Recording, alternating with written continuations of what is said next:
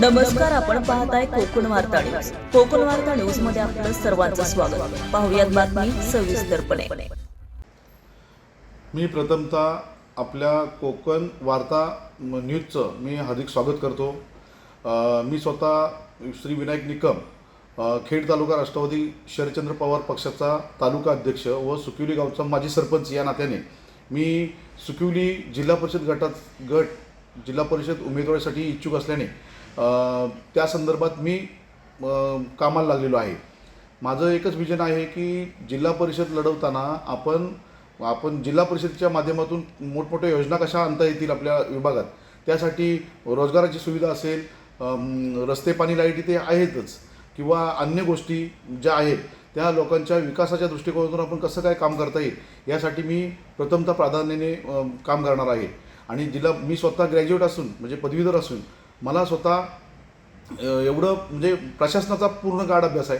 त्यामुळे मी कोणत्याही परिस्थितीत जिल्हा परिषद लढवून लोकांना किंवा मतदारांना किंवा जनतेला चांगल्या पद्धतीने कसं काम करून दाखवायचं ही मी स्वतः माझं व्हिजन ठेवणार आहे. त्यासाठी जे 40 ते 42 गावं आहेत त्या गावांमध्ये चांगल्या पद्धतीचं कसं काम राबवता येईल.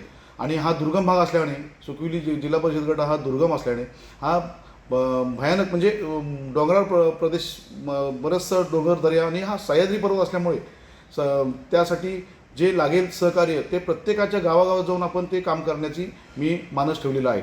आणि त्या संदर्भात मी स्वतः इच्छुक आहे आणि मी महाविकास आघाडीच्या माध्यमातून ही निवडणूक लढणार आहे. त्या संदर्भात मला जनतेची पूर्ण सहकार्य आहे. जनता ही पूर्ण माझ्या पाठीशी आहे. कारण मी स्वतः माजी सरपंच होऊन गेलो आहे. प्रशासनात आपण चांगल्या पद्धतीने काम केलेलं आहे.